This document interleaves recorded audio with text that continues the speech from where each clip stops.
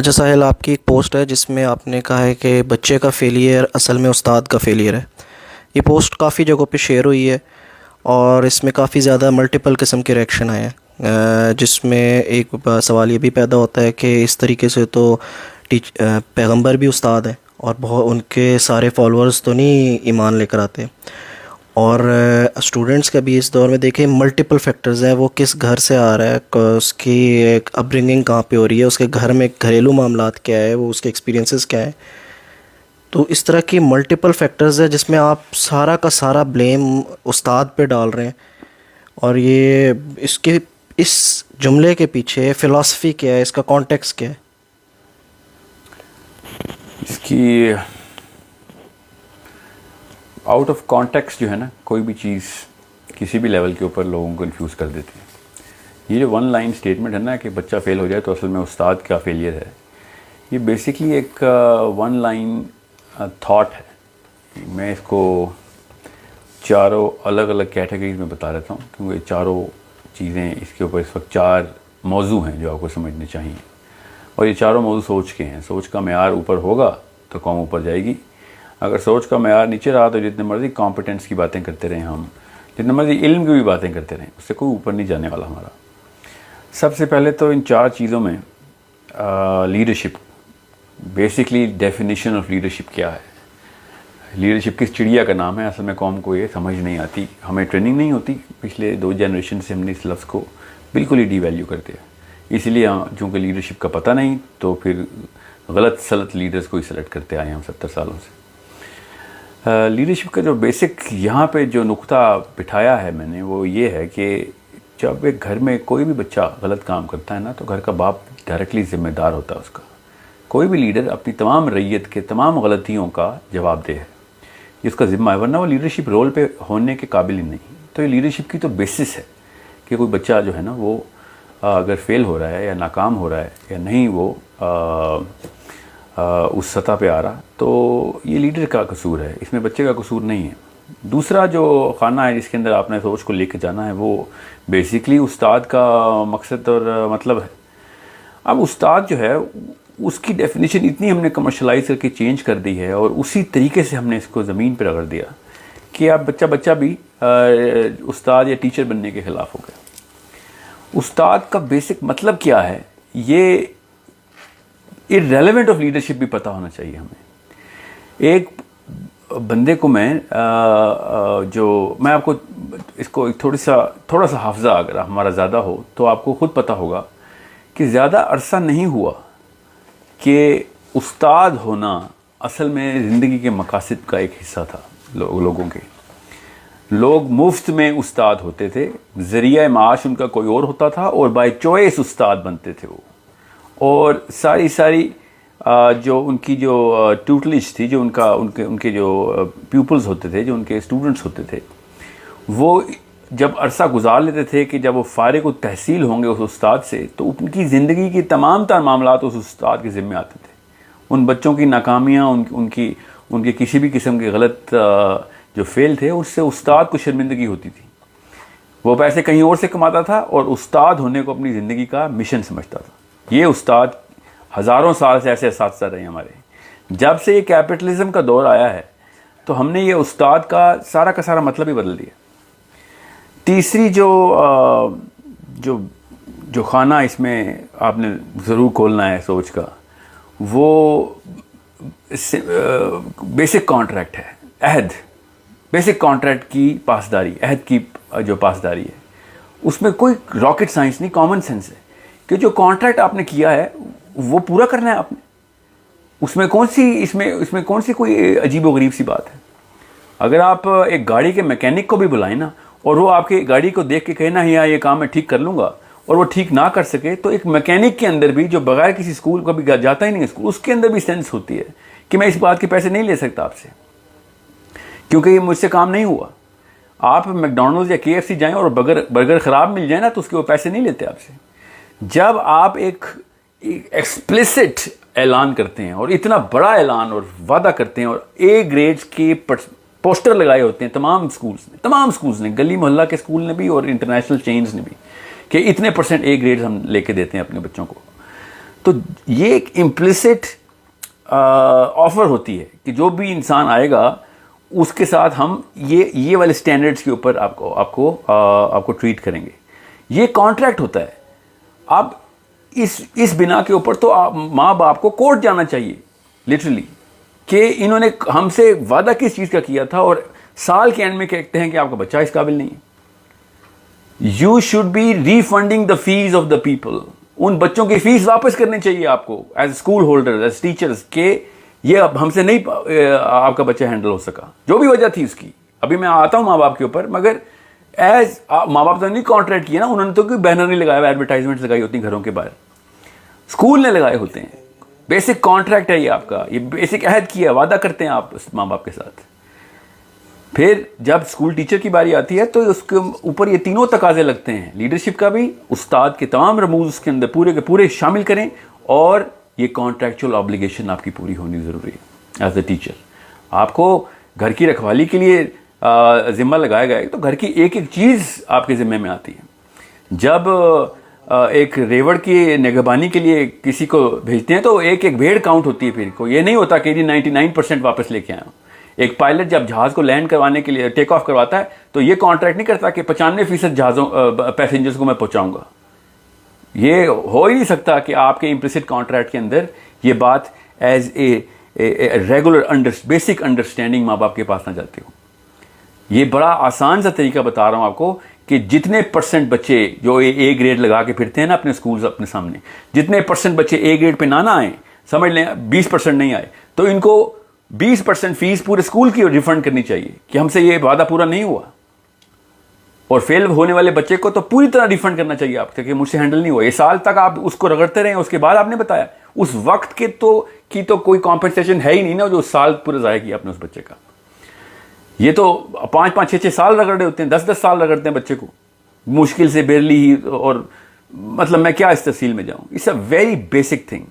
और जो चौथा खाना है, जो आपने सवाल किया ना कि अंबिया के भी, हज़रत नूह के भी कुछ ही फॉलोअर्स थे और अंबिया के भी पूरी की पूरी कौमें तो फॉलो नहीं करती।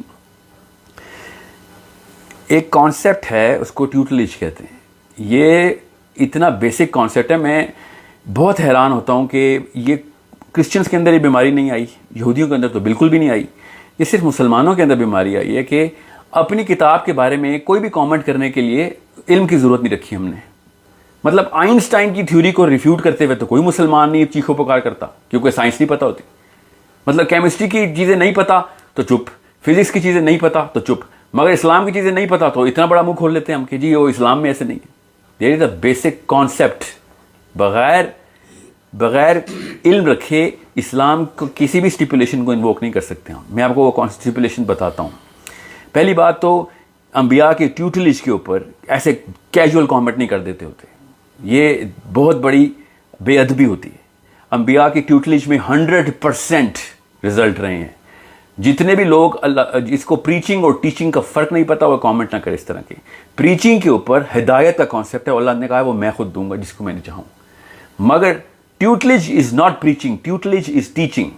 अल्लाह ताला के नबी अलैहि सलाम ने कहा कि मेरे तमाम सहाबा सितारों की मानंद हैं, जिसका भी पीछा करोगे पहुँच जाओगे। इसका क्या मतलब है कि जिस बंदे को अल्लाह के नबी अलैहि सलाम ने ट्यूटलेज में लिया था, उसकी गारंटी प्रॉफेट सल्लल्लाहु अलैहि वसल्लम भी खुद भी दे रहे थे, और उम्मत को जितने भी हम इल्म के कारनामे सहाबा ने दिखाए वो हमारे सामने हैं।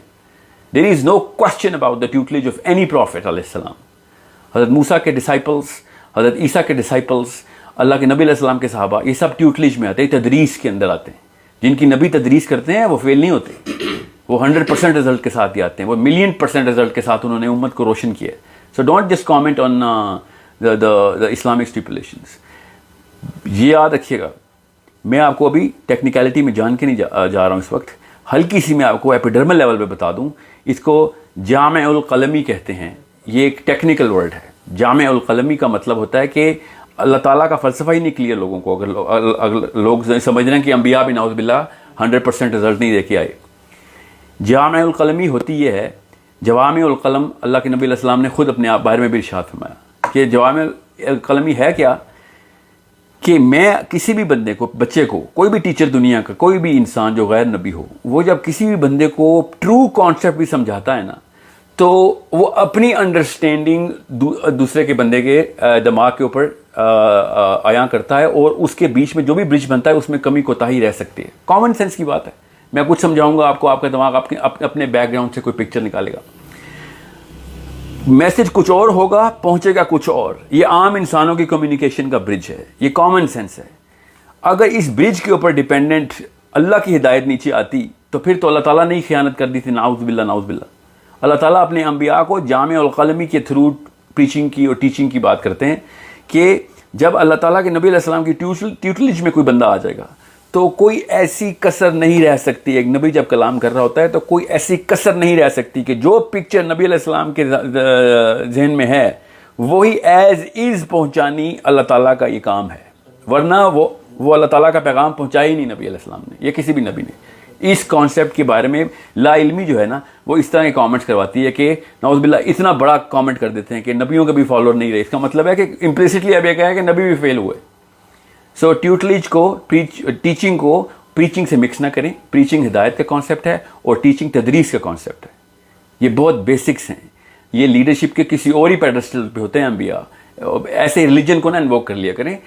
अपनी पहले बेसिक्स ठीक कर लें हम सब, और सोच के मेयार को ऊपर लेके जाएं। टीचर पहले मुफ्त में पढ़ाते थे और सारी उम्र का जिम्मा लेते थे। अब लाखों रुपए PIA का पायलट इतनी तनख्वाह लेता ना, इतने मेन स्ट्रीम स्कूल के प्राइवेट स्कूल के टीचर लेते। किसी पायलट से कहें ना 85% बंदे पहुंचा दो खाली, तो लग पता जाएगा आपको, कोई बैठेगा जहाज में। ये इतना बड़ा कॉन्ट्रैक्ट करते हैं आप, और रिफंड भी नहीं करते उनको कि यार you know what, it's my failure, at least accept the blame कि टीचर का कसूर है इस पर। So there is a lot more to the picture. ऐसे नहीं हम कह सकते कि वो लोगों के बच्चे ही खराब हैं। अल्लाह ताला ने जिस स्टेट के ऊपर ब्रेन को बनाया है वो पहले समझे। Most of the teacher, and I know all educationist should listen to this, most of the teachers have absolutely no idea of the human psychology, let alone child psychology and child upbringing of the brain stem in the systems. सो machine का manual हाथ में देते नहीं हैं, और वो machine के अंदर फिर सारे के सारे कार्रवाई करने के लिए बच्चों को भेज देते हैं। तो टीचर ने वही करना है, फिर इल्ज़ाम माँ बाप के ऊपर डाल देते हैं।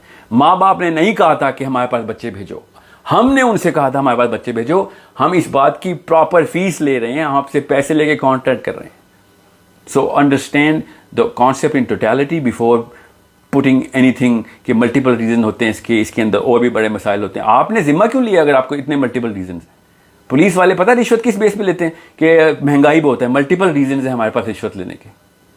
बुराई के हजारों मल्टीपल रीजन होते हैं। लीडरशिप के पीछे कोई रीजनिंग नहीं होती। लीडरशिप के पीछे प्लेज होता है कि if I can not do it I won't do it, but if I can I will not take every single bits of responsibility, every mistake of the group or the family or the company.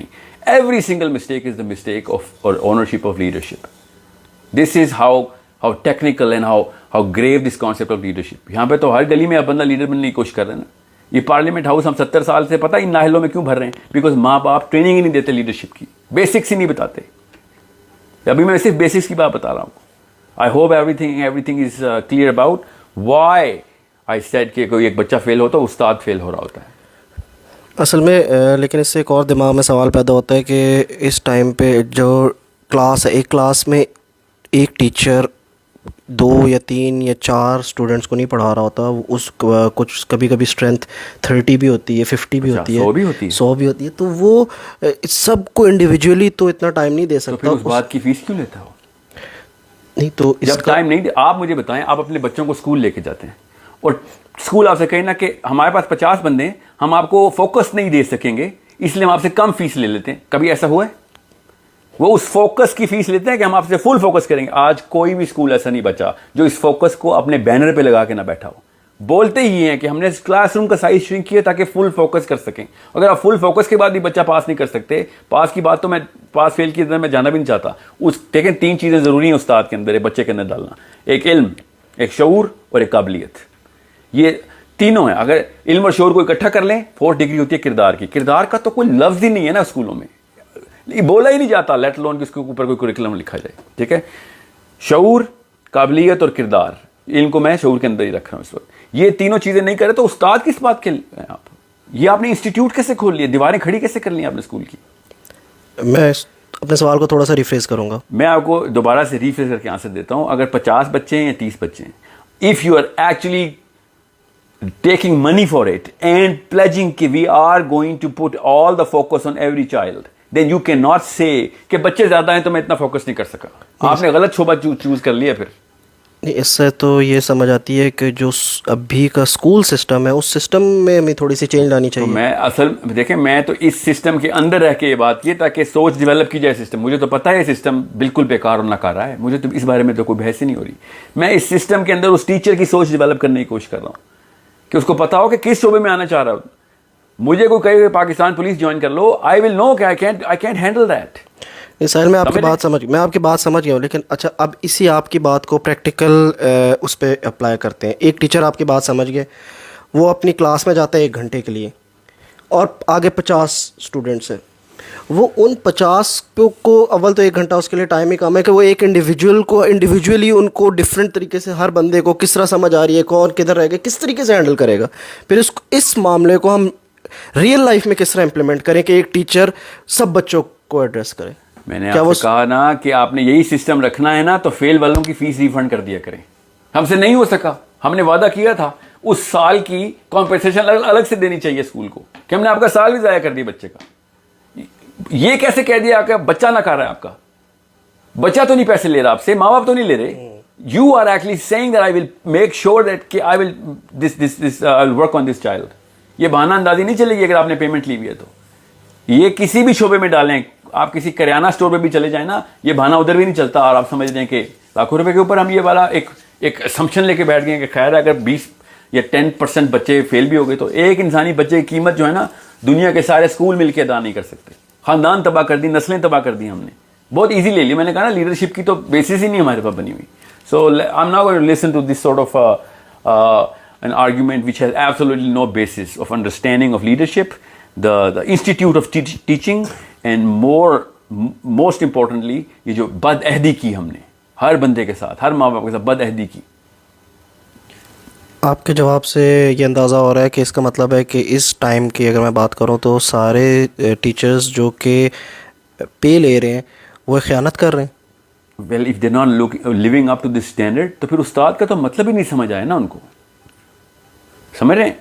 ये आम शोबा नहीं है, अंबिया का शोबा है ये खानदानों की और नस्लों की डेवलपमेंट का शोबा है। ये मैं फिर बता दूं, इसे रेगुलर स्टेटमेंट जो कि हर दफ़ा मैं बोलता हूं, a teacher is as good as his worst student. College का मेरिट कैसे बनाते हैं आपको पता है ना? जो सबसे कम बच्चे का स्कोर का बच्चा हम हायर करते हैं ना, इंडक्ट करते हैं कॉलेज में, वो मेरिट होता है कॉलेज का कि इससे कम नहीं रखा हमने। ठीक है? जो सबसे वीक स्टूडेंट होता है ना वो आपका टीचर का मेरिट होता है। तो जो बच्चा फेल हो रहा है ना वो असल में टीचर की औकात इस तरीके से बताता है। अब आपको कोड पूरी तरह समझ आ जाएगा कि फेल होने वाला बच्चा असल में मेरिट है उसकी टीचिंग एबिलिटी का, कैपेबिलिटी का और मोस्ट ऑफ ऑल उस इंस्टीट्यूट का। This is how simple. ये कॉमन सेंस की बात बता रहा हूं, इसमें कोई मैंने इस्लामिक दफा तो नहीं इन्वोक कर दी या कोई हद तो नहीं लगा दी। ये हर एक को पता है। चाइना में चले जाएंगे या तुर्की में चले जाएंगे, सबको पता है कि जो आपकी वर्स्ट परफॉर्मेंस है ना वो आपकी असल में औकात है। किसी एथलीट को भी ले लेना तब भी हम ऐसे ही करते हैं, राइटर को ले लेना तब भी ऐसे ही देखते हैं। Writer is as good as his worst book. A leader hence a leader is as good as his weakest element. जो उसकी फैमिली का वीकेस्ट एलिमेंट है वो बाप की औकात है। जो स्कूल का वीकेस्ट बच्चा है वो स्कूल की औकात है। ऐसे निकालने की कोशिश करते हैं कि बस फेल करते उसको निकाल दो। इस स्टैंडर्ड के ऊपर तो चिड़ियाघर में भी ना वो मैनेजर नहीं रखते होते कि जिन्होंने जानवरों का ख्याल रखना होता है। इस मेरिट के ऊपर वो भी कहते हैं 100% रिजल्ट चाहिए हमें, हर जानवर की देखभाल करोगे। यहाँ पे स्कूल के अंदर हमने खुली छुट्टी दे दी कि जब इंसानों की बारी आई है तो कोई बात नहीं, 20% बच्चे खैर है, बेशक फारिग भी हो जाए तो sorry, this is not how it's gonna work. This is the least, मतलब ऐसे स्टैंडर्ड्स पे ही फिर कौमें तबाह होती हैं। This is how we as teachers have lost our respect in the society.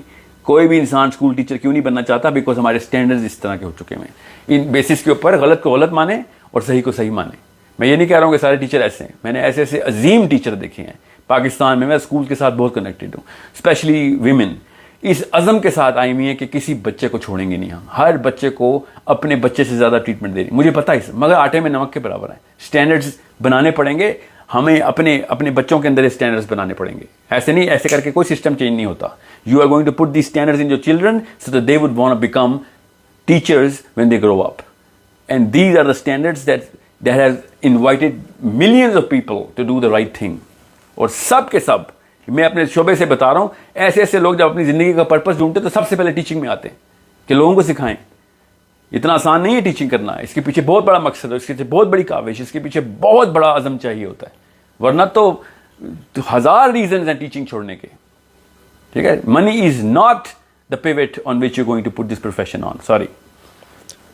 अच्छा, इस स्कूलों में जिन बच्चों का कॉन्फिडेंस शेक कर दिया जाता है और ये बताया जाता है कि आप काफ़ी पीछे हैं, नालायक हैं, आप रिपीट करें, ये तो ऐसे बच्चों को क्या फिर इसी स्कूल में बार बार डालना चाहिए या उनको किसी तरीके से ट्यूशन्स में डालना चाहिए या घर में उनकी खुद? देखें, पाकिस्तान में बढ़ती हुई ट्यूशन एकेडमीज जो है ना, ये तमाम स्कूल्स के ऊपर it's a slap on the face on all the educational institutes.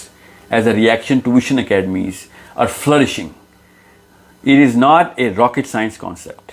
Schools में अगर काम हो रहा होता तो ट्यूशन अकेडमीज बंद हो रही होती। ट्यूशन अकेडमीज लाखों रुपए ले रहे हैं ए लेवल्स, ओ लेवल्स के जो ट्यूशन पढ़ाते हैं। देयर सेलिब्रिटीज, पूछें जरा इन सबसे, आपने अपने अहबाब में पूछें ये क्यों सेलिब्रिटीज बन गए हैं। एक एक टीचर 3-4 लाख रुपए ले रहा है, किस बेस पे?